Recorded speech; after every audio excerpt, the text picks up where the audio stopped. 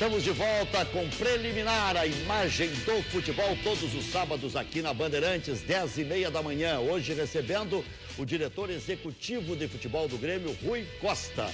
Aqui conosco também no programa os jornalistas José Aldo Pinheiro e Cristiane Matos. E o Internacional, como sabemos, garantiu classificação à terceira etapa da Copa do Brasil ao derrotar o Cuiabá por 4-1. Seu adversário na próxima fase será o Ceará ou a Chapecoense. Vamos às imagens do jogo do Internacional. Primeiro tempo o Inter fez 1-0 e o Abel deu um xixi no intervalo e o Inter jogou mais no segundo tempo, né, Cris, Zé? Não sei se o Rui Costa viu o jogo. O Internacional teve um primeiro tempo muito acidentado, errando lances banais. Vi mais outro jogo, né? Deixei esse aí em paz. Ah, viu o Cruzeiro? Secou ou torceu pro Cruzeiro? Não torci pro São Lourenço. Torceu pro São Lourenço. Tá boa resposta. Aí o gol que perdeu o Alan Patrick, né? Logo em seguida viria o gol. Estava com o corpo muito em cima da bola, né? Foi difícil de saber como ele ia bater na bola, né?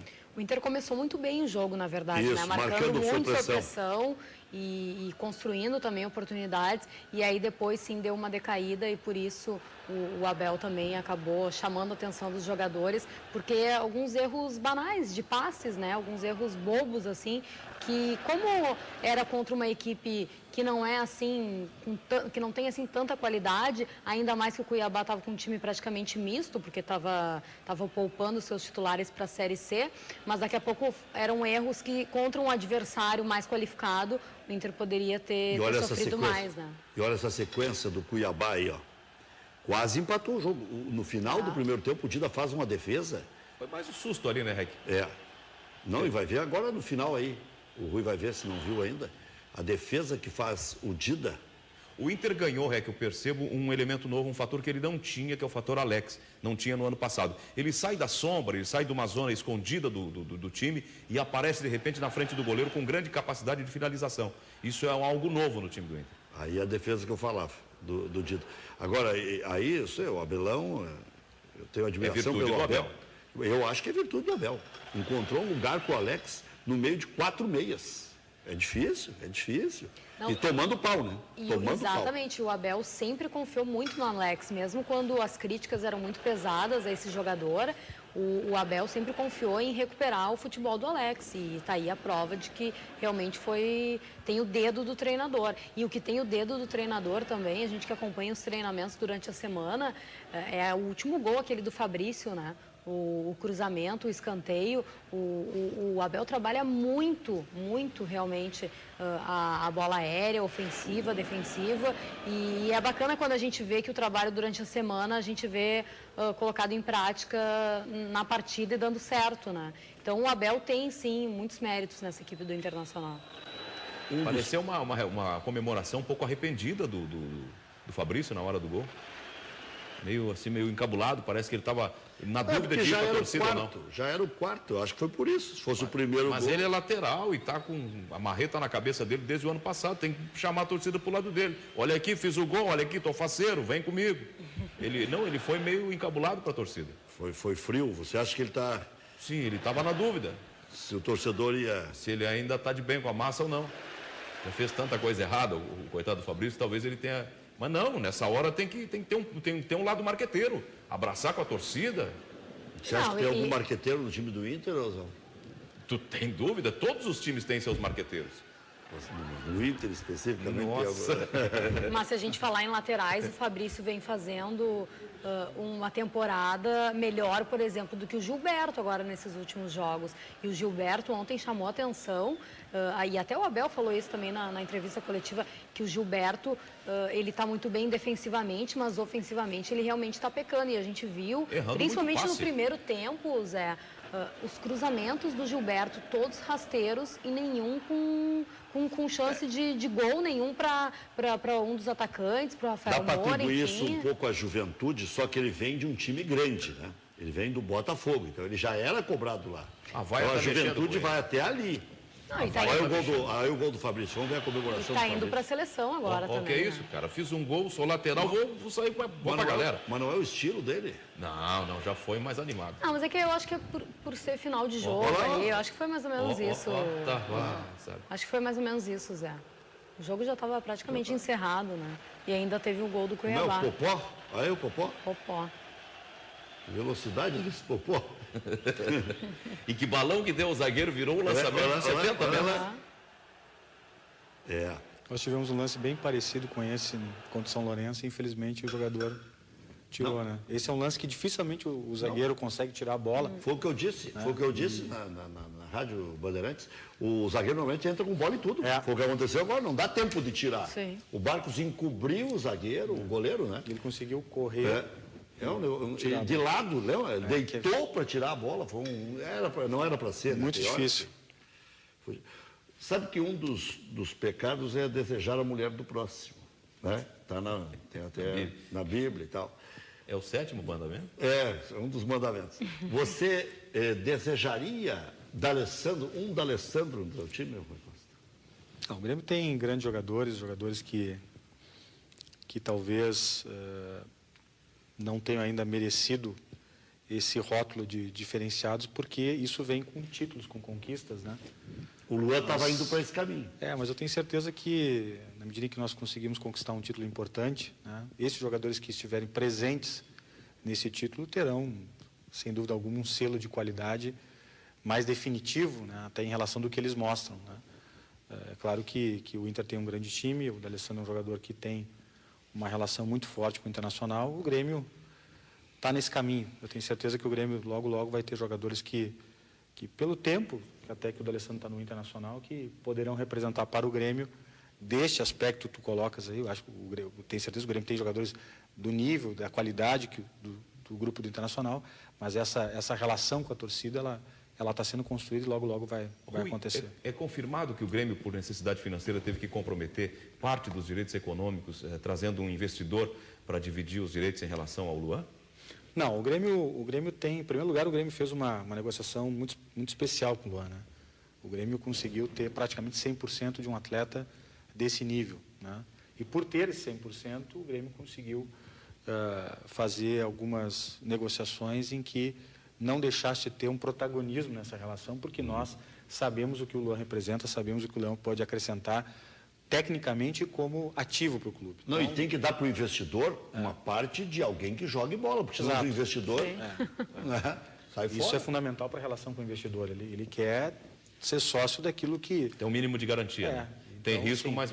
Nós temos uma parceria no Luan, mas o Luan é um jogador que se o Grêmio negociá-lo no futuro, próximo, distante, ele vai representar se ele continuar nessa caminhada que ele está, seleção brasileira, jogando. Ele teve uma pequena oscilação, que é normal.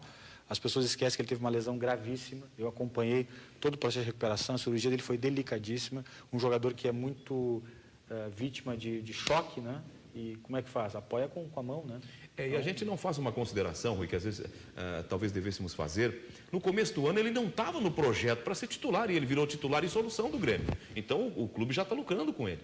Não, isso é a prova do talento dele, né? Ele estava sendo preparado, isso eu quero deixar muito claro aqui, o Grêmio tem algo que nos orgulha muito, que é o projeto Lapidar, né? Onde nós trabalhamos intensivamente fundamentos, nós preparamos essa chegada desses jogadores para o profissional. O Luan é um exemplo disso, o próprio Everton, o Breno. Agora, ninguém imaginava que o Luan pudesse ser tão rapidamente esse jogador que faz a diferença, né? Então, é normal que haja essa oscilação. E eu tenho certeza que agora ele vai para a seleção, vai ter uma outra experiência lá, volta com toda a confiança ainda para o clube, e eu tenho certeza que o Luan vai ser, quem sabe, esse jogador que o torcedor se identifica. O Rex queria ele na lista do Filipão. Não, eu queria mesmo. Para mim, o Grêmio era o melhor time da Libertadores, naquele momento que eu dei a opinião. E o Filipão falou que poderia ter uma surpresa, e o Filipão é simpático à causa tricolor. Não estou dizendo que ele fosse fazer alguma coisa só para beneficiar o Grêmio, né? Mas, se tivesse uma igualdade, por exemplo, ele podia decidir pelo Luan. Para ser o 23º, era isso que eu queria. Tu lembras que, se não me falha a memória, em 94... Tu diria que quem leva Allan Kardec pode levar Luan? Não tenha dúvida. Aliás, eu levaria o Luan e não levaria o Allan Kardec. E um jogador como o Luan, que por mais que ele possa ter tido uma queda de rendimento agora, vocês... São quem vê futebol especialistas nisso, ele é do ramo, sabe? Ele tem um repertório de jogadas, ele tem uma capacidade de improvisação que não se vê no futebol, né? Ele é muito menino ainda, ele tem embora seja magro, ele vai bem para o enfrentamento, né? Agora, e nós tivemos em 94, se não me falha a memória, e eu não estou comparando um jogador. Ronaldo Nazário. O Ronaldo Nazário tinha 17 anos, se não me falha a memória. Estava lá nos Participou do grupo, foi uma experiência importante. O que a gente não tem, que só vocês não podem jogou nem avaliar, um minuto.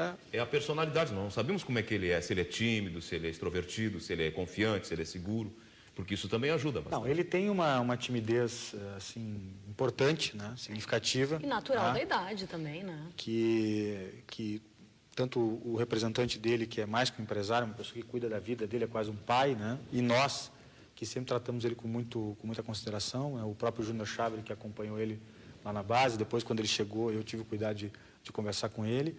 Ele tem o próprio Anderson, que é um treinador formador, isso é muito importante também, né? Na medida que nós tínhamos um projeto de trazer cada vez mais jogadores jovens para o grupo, para poder ter um ganho técnico, um ganho de ativo financeiro. É importante ter um treinador que acreditasse nesse projeto. Se o Anderson não tivesse colocado o Luan para jogar, o Luan não seria a realidade que é hoje. Posso fazer 3 perguntas numa? Claro. Uma, se você já recebeu convites para deixar o Grêmio. Outra, já que falamos de empresário. Os empresários mais mamam ou eles mais ajudam? Eles mais sugam ou mais ajudam os jogadores de futebol? E a terceira, você tem a mesma convicção em Anderson Moreira que teve lá no começo? E a convicção foi sua e do presidente Koff, ou teve o auxílio também da convicção de Luiz Felipe Scolari, que acha que ele é um bom treinador? Bom, vou começar pela última pergunta, que ela é, sem dúvida alguma, mais importante, né? Que tu deixasse ela por último. Não, as 3 são importantes. Eu tenho talvez até mais convicção no trabalho do Anderson, né, hoje do que tinha quando ele veio. Porque eu sou hoje uma testemunha ocular, auditiva do que ele faz, da forma como ele trabalha, né? Claro que no futebol é assim, né? O vilão de hoje é o herói de amanhã, o gênio de hoje é o idiota de amanhã, né? Nós tivemos os primeiros meses do ano, o Grêmio era tido e havido como talvez um dos grandes times do Brasil, que melhor praticava futebol do ponto de vista de transição rápida, futebol de pressão total, moderno, né? Tivemos um insucesso forte, que foi a maneira como nós perdemos o título gaúcho, e isso nós sabemos, nós que somos da aldeia aqui sabemos o que representa. E depois a saída da Libertadores, isso evidentemente relativiza. É que o perder é ruim, mas tomar 4, como tomou em Caxias, pesa bastante. Isso para nós está muito claro, né? E a partir daí teve a necessidade de se reconstruir um caminho que eu tenho certeza absoluta, né, que vai dar títulos ao Grêmio. Tomara que ele possa prosseguir, eu tenho muita convicção no trabalho do Anderson e sei que ele tem tudo para ser um dos grandes treinadores do Brasil. Em relação às outras 2 perguntas, né, eu, na medida em que tive 1 ano e meio já de um trabalho num clube como o Grêmio, às vezes surge alguma coisa ou outra, uma sondagem, uma insinuação aqui e ali, mas eu estou muito focado no Grêmio. Como eu disse, é muito importante estar desempenhando a função que eu exerço profissionalmente num clube da grandeza do Grêmio, né, com os recursos do Grêmio, e fazer isso com o presidente Fábio Koff também é algo que tem muito peso, né? Agora, é aquilo que eu disse, eu estou no mercado e como admitir e assumir essa atividade, não como desdobramento de uma atividade política, mas como uma carreira de fato, né, eu pretendo trabalhar o tempo que for, enquanto o mercado me acolher, de desempenhar essa atividade. Ajudam os empresários? Os empresários ajudam. Eles têm na sua gênese o ganhar dinheiro, isso é normal, né? Claro que mas isso está na gênese de todos nós. Claro que exato. Então assim, não se pode pedir, exigir de um. Mas eu faço jus ao meu salário às vezes. Não, o empresário é necessário, sim. As relações hoje elas dependem muito também dessa interlocução. Como jornalista, executivo de futebol, advogado, existem os bons e os maus profissionais, né? O futebol está evoluindo muito, cada vez mais os empresários vão ter que ter boas relações com os clubes, relações idôneas, relações muito transparentes, porque no futebol ninguém engana todo mundo o tempo todo. Em algum momento as coisas se esclarecem e eu diria que os empresários têm um papel importante nessas relações, desde que eles saibam qual é o seu papel. Eles não podem ser protagonistas, né? Eles têm que ser um agente facilitador da sua carreira profissional e daqueles que eles representam e entender que se o clube não tiver fortalecido, se o clube não tiver a possibilidade de colocar os seus ativos na vitrine, não existe empresário, não existe executivo, não existe o negócio de futebol. Para você não se enganar, aí vai o meu recado da